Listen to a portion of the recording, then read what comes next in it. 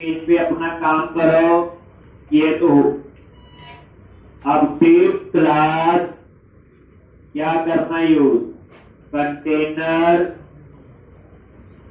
Rounded border, padding दे दी और ये मार्जिन ताकि थोड़ा गैप आ। फिर हम लोग यहाँ पे टेबल पास एक नई चीज हमने आईडी देना है, कुछ भी आईडी हो सकता है, इसको जावास्क्रिप्ट में एक्सेस करेंगे। और बाकी टेबल की जो बूटस्ट्रैप की क्लास टेबल आइकन बॉर्डर। अब ये वाला जो कोड है पहले भी लिख चुके हैं सारा इस पेज का। देखो जो चीजें कैटेगरी पे यूज करेंगे ना आप लेके चलो, जितने आगे पेज बनेंगे सब पे बने।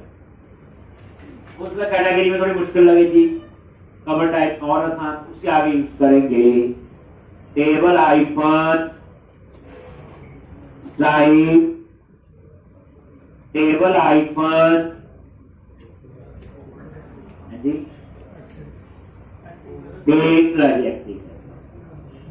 करने के टेबल हेडिंग आ गया, टीआर टेबल रो। और यहां सिर्फ दो ही हेडिंग देंगे, कैटेगरी का नेम और दूसरा होगा एक्शन। क्यों?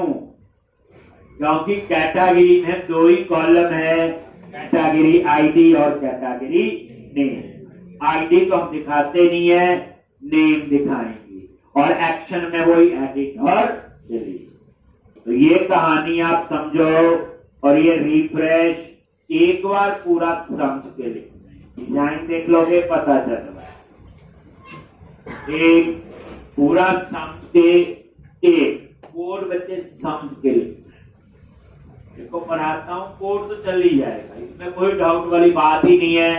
मैं करवा रहा हूं, रन करके लिखते हो, आप भी चला लो। लेकिन उस कोड के लिए फायदा तभी है जब आप समझ के लिखेंगे। क्योंकि प्रोजेक्ट जो होते हैं आपके, इस प्रोजेक्ट का फ्लो ऐसा दूसरे, हाँ आर्किटेक्चर ये चल जाएगा ठीक, बट वहां पे रिक्वायरमेंट के हिसाब से मॉडल कोई और बनेंगे। हाँ रिपोजिटरी ऐसे काम करेगी, यानी हमें प्रोजेक्ट बनाना आ गया ठीक, उसके बाद बाकी चीजें तो हमें तभी कर सकते हैं जब समझ के कोड लिखा। अब हम लोग क्या करेंगे, सबसे पहले एपीआई बनाएंगे कैटॉल नाम से ठीक, और उसको कॉल करेंगे जावास्क्रिप्ट में। क्यों कॉल करेंगे? क्योंकि मुझे वहां अप्लाई करना है डाटा टेबल। डाटा टेबल क्या है? जावास्क्रिप्ट के अंदर बनी लाइब्रेरी है जो हमें कुछ फीचर्स प्रोवाइड करता है, जो हर पे मांगता है सॉर्टिंग, नेविगेशन और सर्चिंग। पहले देखो कोड लिखने से पहले हमारे माइंड में पिक्चर होनी चाहिए। सिंटैक्स भूल के अलग चीज है, वो नोटबुक देख के लिख सकते हो आप लोग, लेकिन इसके आगे करना क्या है वो पहले आपको पता होना। अगर ये भी देखना पड़े करना क्या है तो इसका मतलब कंसेप्ट में प्रॉब्लम है। यानी छोटे छोटा सोचना, लंबा नहीं हो, आगे करना, एडिट भी करना, डिलीट भी करना, सेव भी करना, ये नहीं सोचना था लंबा, सोचना उतना ही। जैसे अभी हमारी इतना है तो हम कैटेगरी कंट्रोलर में क्या बनाएंगे, एपीआई। वही एपीआई तो मैंने बताया हो, आप कोड को ग्रुप करना हो हैश रीजन, ये बना लिया करो कोड को क्लब करने के लिए। जैसे देखो एपीआई मतलब ये है, इसके अंदर आपको एपीआई और सबसे पहले HTTP get public action result, और इसका नाम दे दिया मैंने गेट ऑल एक। और यहां पे सबसे पहले वेरिएबल लिया, वेरिएबल कैटेगरी ले, और इसमें सारी कैटेगरी आनी चाहिए। अब कैसे उठाएंगे सोचो आप लोग।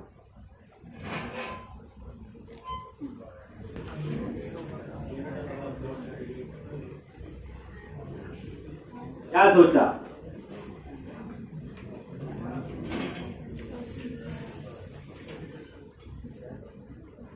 और सोचो हम लोगों ने फोन देख लिया तो आपको व्हाट्सएप में मैसेज नहीं आया इतनी देर से।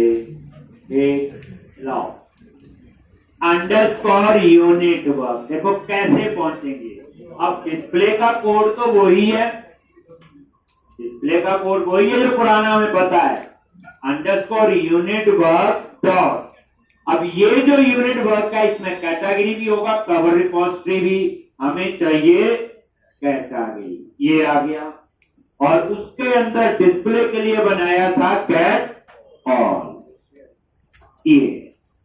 अब इस गेट ऑल में कोई पैरामीटर नहीं पास किया, ये वो जेनेरिक रिपोजिटरी वाला गेट ऑल, कोई नहीं पास किया तो बताया था। ये देखो गेट ऑल पे राइट क्लिक किया, गो टू इम्प्लीमेंटेशन चेक करना, पहली बार सारा कोड आगे, ये गेट ऑल। और इसमें कोई पैरामीटर नहीं पास किया तो सबकी वैल्यू क्या सेट होगी, नल नल। इसका ये पैरामीटर ऑप्शनल है, पास करो चाहे ना करो। और ये नीचे वाला कोड कौन सा चलेगा, ये कोई कोड आपका ये नहीं चलेगा, सिंपल टू लिस्ट वाला जो कोड है वो काम करेगा। ठीक, ये है वो गेट ऑल, ये देख। अब इस गेट ऑल को कैसे पता चलेगा किसके साथ यूज होना है, ये ठीक। तो यहां से गेट ऑल F12 प्रेस करो, आगे देखो यहां ये क्या आपका इंटरफेस, ठीक। तो ये गेट ऑल जो है ये जेनेरिक रिपोजिटरी है। और यहां क्या रिटर्न करते हैं, बोलो रिटर्न JSN, और यहां पे new curly bracket data is equal to category ले। और ये क्या करेगा, सारी कैटेगरी उठा के डेटा वेरिएबल में और ये रिटर्न कर देगा इसकी JS।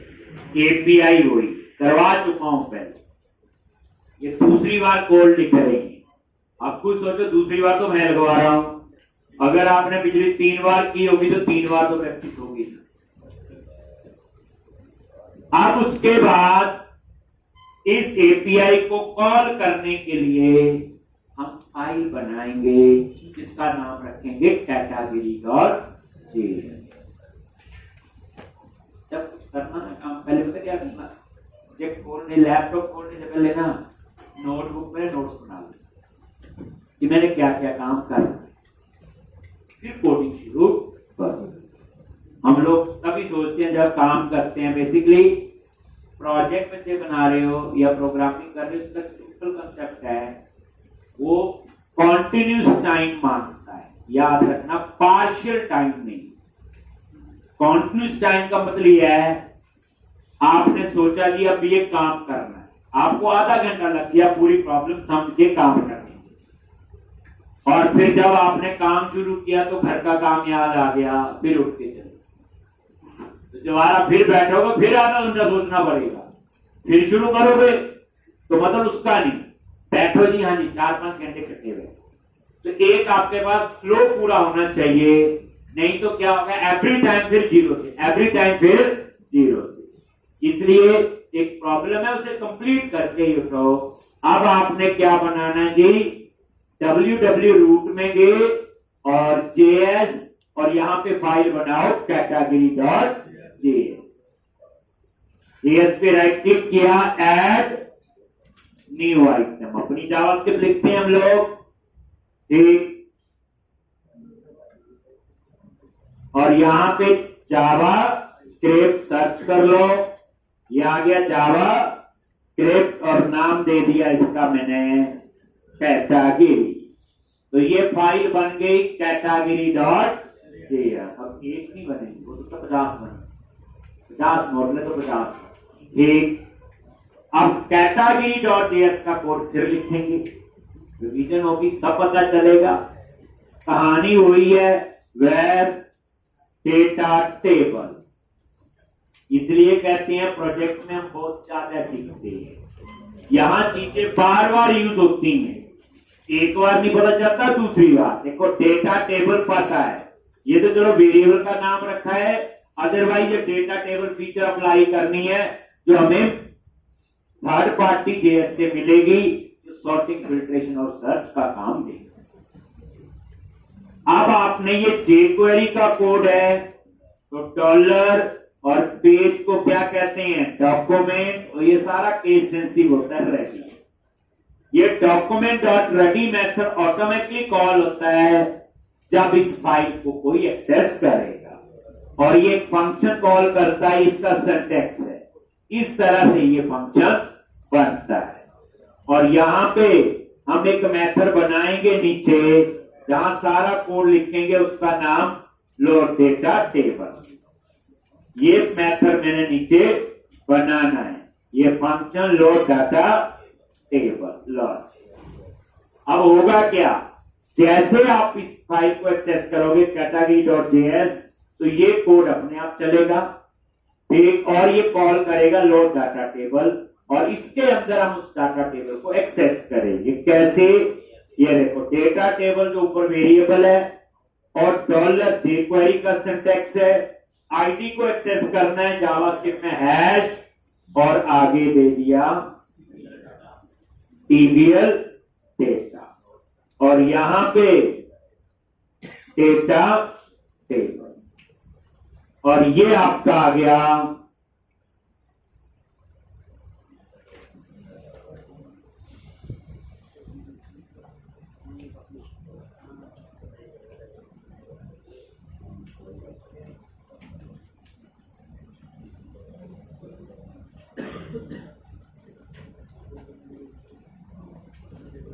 Data table. ये जो डाटा टेबल है उसके लिए जो लेआउट में लाइब्रेरी ऐड की। अब यहां पे क्या करना है, तो एपीआई को कॉल करना है, तो उसके लिए क्या यूज कर रहे हैं, एजेक्स कॉलन कर दी, और सबसे पहले हम क्या देंगे, यूआरएल, और यहां पे यूआरएल में लिख दिया स्लैश एडमिन। एडमिन क्या है, एरिया, और उसके अंदर कैटेगरी क्या है, कंट्रोलर, और गेट ऑल जो हमने अभी एक्शन बना। अब मैं यहां ये नहीं लिख रहा हूं टाइप, जैसे उसमें लिखा था गेट, ये उसी को गेट ऑल को ही कॉल करेगा, और बाय डिफॉल्ट टाइप गेट होती, लिखने की जरूरत नहीं। किस टाइप का डाटा आएगा वो भी बताने की इसमें जेएसएन में आएगा, वो तो पहली बार हमने पढ़ा था, तो मैंने वो सारा कुछ लगवाया था इससे पहले वाली एप्लीकेशन आ गई। थोड़ा सा कंप्यूटर समझता है तो हम भी समझाए ना, लिखने का शौक हो तो लिख देना, टाइप गेट और डाटा टाइप जेएसएन लिखते हैं मेरे ख्याल से। अब यहां पे कॉलम, ठीक, और जब ये एपीआई कॉल होगी, ये कॉमा लगाना है, और यहां कॉलम, इसमें सारे कॉलम आ जाएंगे जो इस एपीआई का रिजल्ट आएगा। अब इसमें कितने कॉलम आएंगे, इसमें आईडी भी होगा और नेम, दो ही होंगे, एक। तो इसमें मैंने सिंपल फंडा बताया, जितने कॉलम बनाने जितने आपने यहां, अगर यहां दो तो वहां भी दो, यहां एक, वहां, ये ऐसे नहीं होगा कि वहां कम है वहां ज्यादा है, तो हो सकता है ये कोड ना चले। इसलिए थोड़ा सा ये फंडा याद रखना है। तो हमने भी पहली बार कोड लिखा था, प्रॉब्लम आई, जो बात जिसे बोली यही एरर ना जाए, बड़ी देर बाद समझाया कि कॉलम्स सेम, क्योंकि आपस में ये बाइंड हो रहे हैं, डाटा तो वहां से वहां आ रहा है, इसलिए जो दो कॉलम है तो यहाँ, वहां 4 है तो यहां पे भी 4, बस ये। अब यहां पे करली ब्रैकेट, क्या लिखना है बोलो,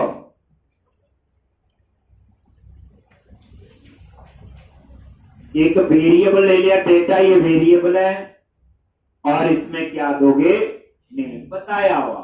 जब जेएसएन में डेटा आता है तो कॉलम के नेम का फर्स्ट लेटर स्मॉल, कॉमा, फिर उसके बाद पेड, और ये दे दी मैंने 70%, दो ही तो कॉलम है, ठीक, बस। Comma loss. अब बस नेम ही है और उसके बाद एडिट और डिलीट। एडिट करना या डिलीट, तो उस केस में हमें क्या चाहिए होगा, आईडी। तो ये डाटा के अंदर क्या आ जाएगा, बोलो आईडी। और यहां पे रेंडर और ये फंक्शन कॉल करेगा, फंक्शन डेटा, और इस डेटा के अंदर क्या आएगा, आईडी। ये जो डेटा है इसमें क्या आएगा, आईडी।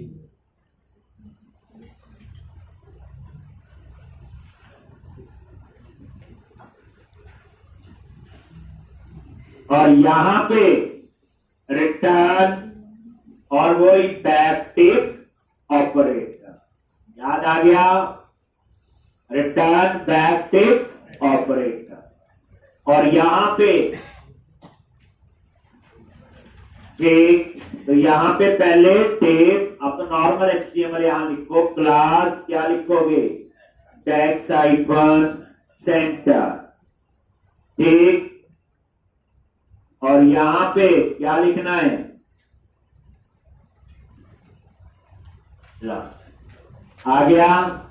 और सबसे पहले एडिट के लिए तो एंकर टैग, और क्या आएगा यहां पे, href स्लैश एडमिन एरिया है, और यहां पे कैटेगरी कंट्रोलर है, और अपसर्ट, याद करो एडिट में क्या बनाते हैं, अपसर्ट, और यहां पे आईडी। तो डॉलर करली ब्रैकेट डेटा, डेटा में क्या आएगा, आईडी।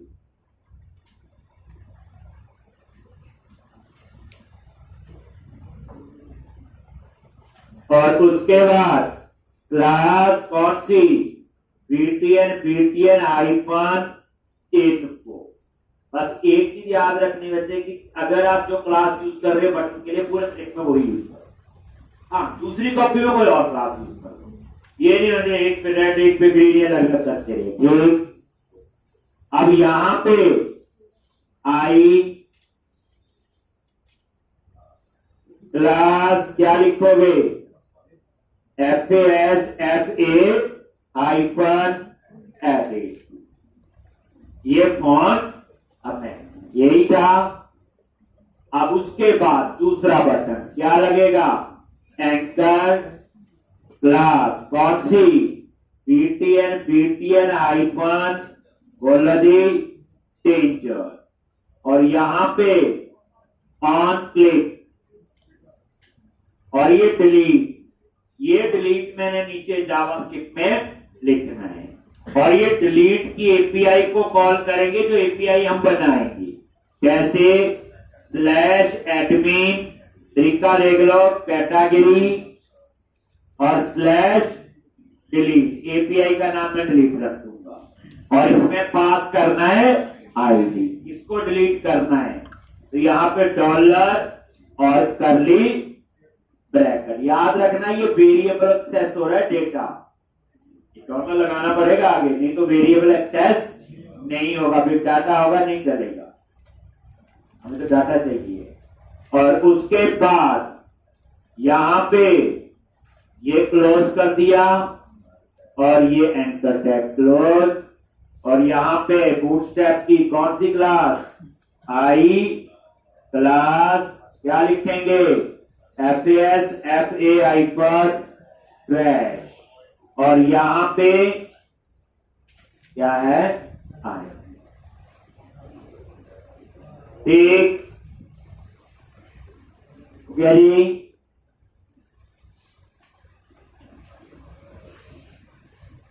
और जावास्क्रिप्ट लिखेंगे।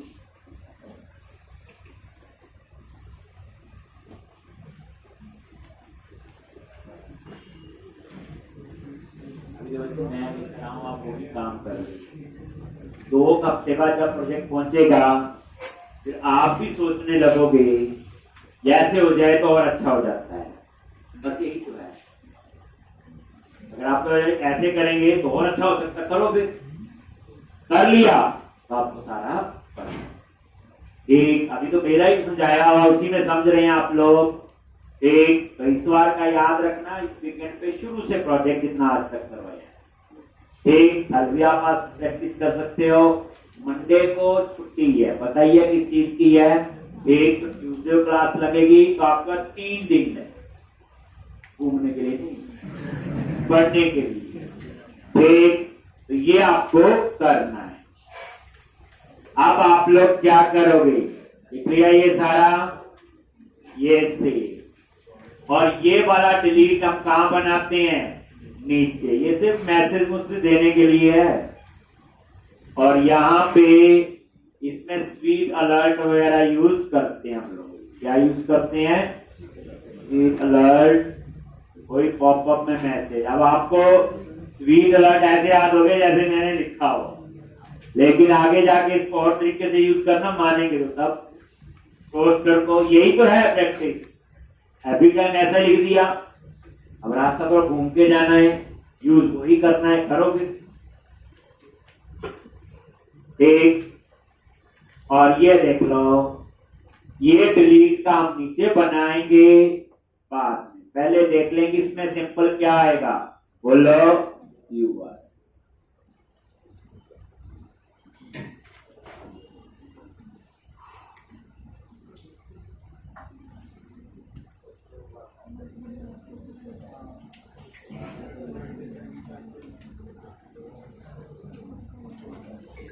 ठीक, आप इसको रन करो।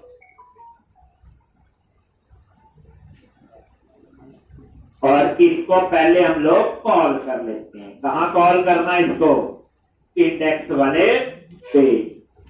समझ आ गया इतना, पहले भी लिखा हुआ, कुछ नया कोड नहीं है, उल्टा उससे कम ही है। एक तो इस तरह से अब आप इस कैटेगरी डॉट जेएस फाइल को कॉल। ठीक, ये देख लो, ये पता चल गया, डिलीट बनाना है अभी नीचे। ये एपीआई अभी बनाएंगे कहां पे, एडमिन एरिया में कैटेगरी कंट्रोलर के अंदर। ठीक, अभी हमने ये अपसर्ट भी बनाना है, कहां बनाना है, एडमिन के अंदर कैटेगरी में। ठीक, तो ये सिर्फ नाम ही दिया, भी बनाना हमने। ठीक, अब आप लोग क्या करो, इंडेक्स वाले व्यू पे आ जाओ, और यहां पे क्या लिखना है, बोलो सेक्शन स्क्रिप्ट। ये स्क्रिप्ट क्या चीज है, बेसिकली स्क्रिप्ट क्या, एक सेक्शन है जहां पे ये जेएस लोड होगी। और ये स्क्रिप्ट कहां लिखा होता है, ये अगर इसकी जगह नाम लिख दो सुखदेव, तो आपको वहां सुखदेव लिखना पड़ेगा। ठीक, तो ये कोई कीवर्ड नहीं है, यही होगा। ठीक, और यहां पे एसआरसी और ये स्लैश जेएस और कैटेगरी डॉट जेएस। ये आगे जो ऑपरेटर होता है, ये टेल सिंबल है। इसका मतलब है आगे का पाथ वो खुद उठा लेता है, यानी कि जेएस फोल्डर से आगे का पाथ खुद उठा लेगा। ठीक, तभी इसने स्टैटिक फाइल में लग दिया और डब्ल्यू रूप में लिख दिया।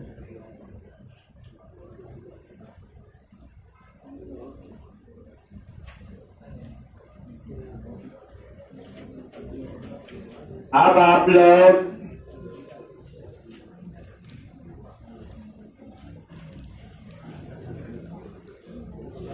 Category,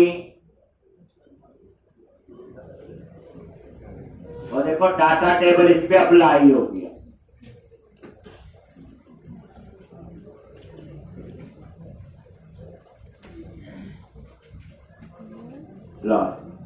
no data available, check करने की जरूरत भी नहीं। ले रहे जी, तो ये आपका बन गया। अब आपने क्या करना है, न्यू कैटेगरी। तो न्यू कैटेगरी के लिए हम लोग क्या बनाएंगे, अपसर्ट नाम का पहले एक्शन, फिर उसका व्यू बनाएंगे। ठीक, चलो इतना लिख लिया। जेएस का कोड जो लिखा है ये पूरा, ये समझ आ गया, एचरेफ पता है, और ये ऑन क्लिक। अब इसको चलाना है, वो बात की बात है जब डाटा होगा। अब कैटेगरी कंट्रोलर में आ जाओ, इस रीजन के बाहर। ये तो एपीआई का ब्लॉक है, क्या नाम, पब्लिक आई एक्शन रिजल्ट, क्या नाम होगा, अपसर्ट इंट आईडी, इसमें क्या पास करेंगे, पैरामीटर। और क्वेश्चन मार्क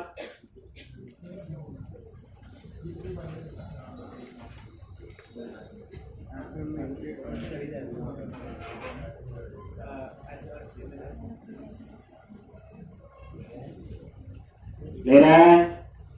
अब हम लोग यहां पे क्या कोड लिखेंगे, ये क्रिएट का कोड है और एडिट का, पता नहीं कितनी बार लिख चुके हैं। तो यहां पे आएगा कैटेगरी, ये कैटेगरी मॉडल, ताकि वो वैल्यूज वगैरह इनिशियलाइज कर।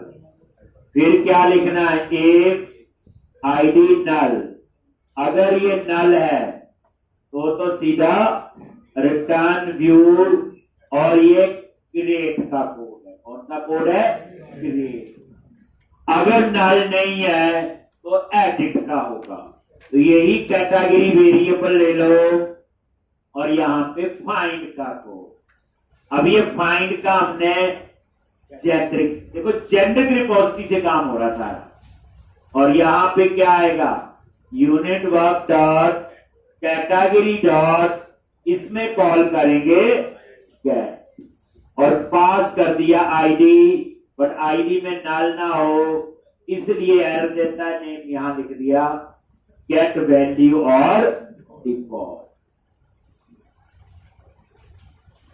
और ये गेट आपका वही है, गो टू इम्प्लीमेंटेशन चेक करना, पहली बार ये देखो यही।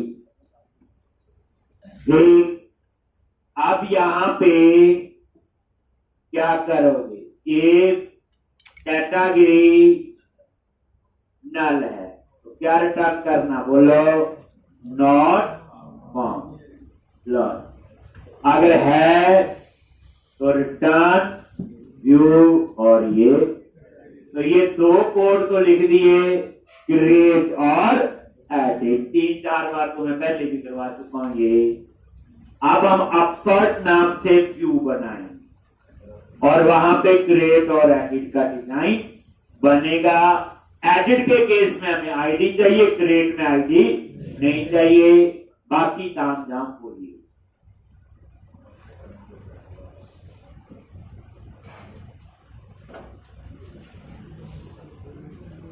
करनी है, आप सोचो नौकरी लग गई और ऐसे काम करना है, बस ठीक कर पाओगे तो ठीक है, नहीं कर पाओगे तो घर तो जा ही सकते हैं वापस, ठीक।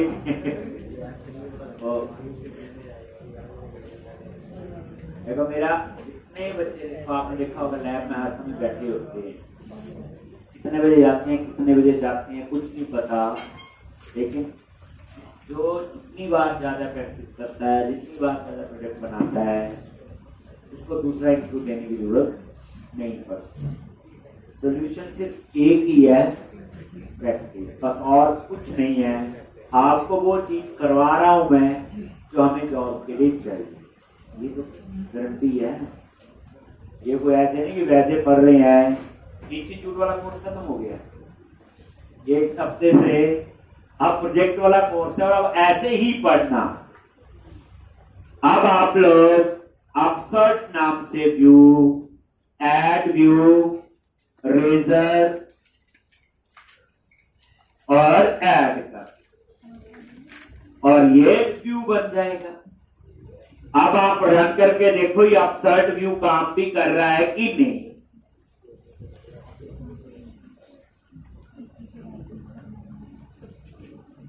ये देखो बन गया। अब आप इसे रन करो,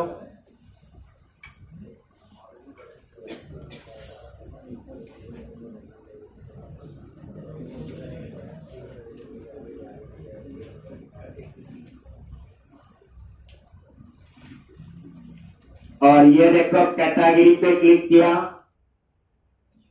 और न्यू कैटेगरी कहां जाएगा, अपसर्ट। अब यहां पे आपने न्यू कैटेगरी आए या एडिट कैटेगरी, उसके नीचे टेक्स्ट बॉक्स आएंगे और सेव अपडेट का बटन होगा और बैक टू लिस्ट। क्या करोगे आप सर्च पे गए आगे और यहां पे क्या लिखना है बोलो, मॉडल एक name space dot models dot category और यहां पे क्या लिखेंगे बोलो, टाइटल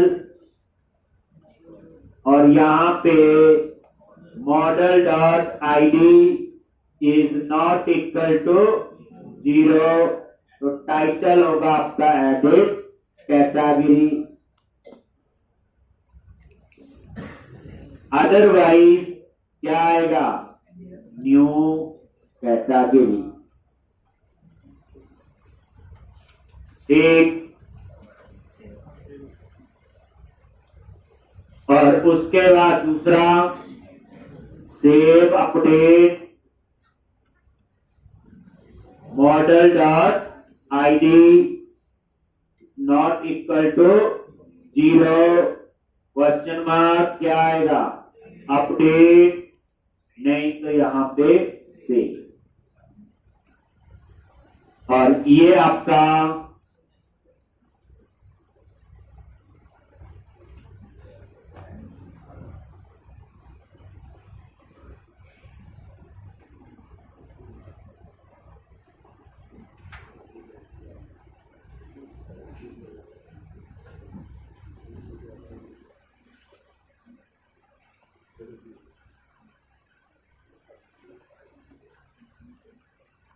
अब यहां पे सीधा आप लिख लो फॉर्म, मेथड और कोड।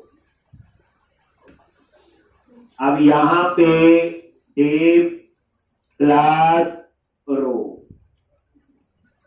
और सबसे पहले हमने हेडिंग देना है टाइटल। तो एक रो में कितने कॉलम पोस्ट पता है क्यों लिखते हैं, सेव और अपडेट में तो ये चाहिए, जब भी पेज सबमिट होगा उस पर कुछ काम करवाना है तो पोस्ट और फॉर्म टैग लगता है। उसमें फॉर्म टैग कैसे लगाते थे, @html.beginForm। इसमें सिंपल HTML का सिंटैक्स है जो हम लोग लिखते हैं। तो यहाँ पे आप लोग 12 कॉलम यूज कर लो या 10, टेब, क्लास, कॉल आइकन 10 और यहां पे H2 क्या आएगा, @टाइटल और यहां पे क्लास टेक्स्ट आइकन प्राइमरी। ठीक, डिजाइन देख लो एक बार पहले, रिफ्रेश आ गया। इसके नीचे अंडरलाइन लगा लेते हैं एक, तो यहां पे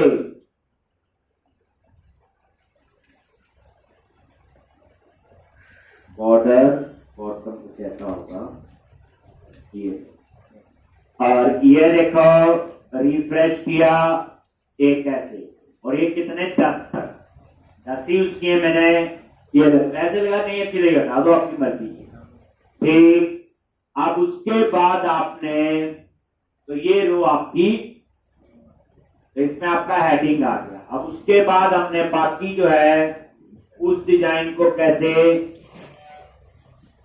एक तो वैलिडेशन समरी और ये कॉलम आएगी, बस हो गया, ये हेडिंग आ गया। अब क्या करो, वैलिडेशन समरी याद आ गया। यहां पे कैसे लिखते थे, model only class text icon change एक, बस। और उसके बाद जो मैंने टेक्स्ट बॉक्स लगाने, मैंने 8 कॉलम यूज करने हैं। एक तो यहां पे टेब, क्लास, कॉल आइकन एक, और इसके अंदर हम अपना लगाएंगे फॉर्म ग्रुप। तो यहां पे जो मैंने लेना है फॉर्म ग्रुप रो। टीम क्लास हॉरिजॉन्टल डेटा दिखाना है तो क्या लिखेंगे, फॉर्म ग्रुप रो। एक यहां पैडिंग भी दे दो, नहीं तो साथ साथ ही आ जाता है, बॉर्डर नहीं होता ऊपर। ये एक अब यहां 4 कॉलम में मुझे हेडिंग चाहिए। लो कॉल हाइपर को एक, और यहां पे लेबल ASP4 क्या आएगा, मॉडल डॉट नेम, ये आ गया। और उसके बाद टीम क्लास कितने कॉलम बच गए, 8, उसमें हम लगाएंगे टेक्स्ट बॉक्स। कैसे लगाते हो, इनपुट ASP4 और मॉडल डॉट नेम, और यहां पे कौन सी क्लास, फॉर्म हाइपर कंट्रोल, और ये आपका, और साथ में वैलिडेशन मैसेज के लिए ये सारा कुछ करवाया हुआ। कोई गुस्सा कर ले, नहीं बड़ी पास करवा ली। Name class text hyper tech, ये मैसेज डिस्प्ले करने के लिए। और एक बार पहले डिजाइन देख लो, फिर हम बाद में ये नेम, और इसके लिए ये देखो 8 कॉलम यूज हुए ना, ये टोटल 10 थे, यहाँ भी यूज किए, इसमें मैंने 8। लो लिख लो एक बार ये बटन बनेंगे सेव अपडेट वाले। लेकिन पहले हम वैसे बनाएंगे जो हमें आते हैं, फिर मैं वहां रीयूजेबिलिटी सोचूंगा। ये सेव अपडेट ये तो मुझे हर पेज पे चाहिए होगा, क्यों ना हम इसका एक पार्शियल व्यू बना लें, ताकि बार बार मुझे उसका डिजाइन बनाना ना पड़े। पेज तो 100 बनेंगे, 200 बनेंगे, हर के ऊपर सेम। तो ये आपका था सिंपल सा और आसान सा तो पहुंच जाए। अब शुरू से लेके, और जब भी नेक्स्ट लेक्चर में कैटेगरी वाला कंप्लीट कर दूंगा फ्लो, मैं शुरू से फिर समझाऊंगा कि हम लोग यहां तक कैसे कैसे पहुंचे। तो अब इस वीकेंड पे आप 3 दिन है आपके पास, वो है कि ये सारा प्रैक्टिस शुरू से करनी है।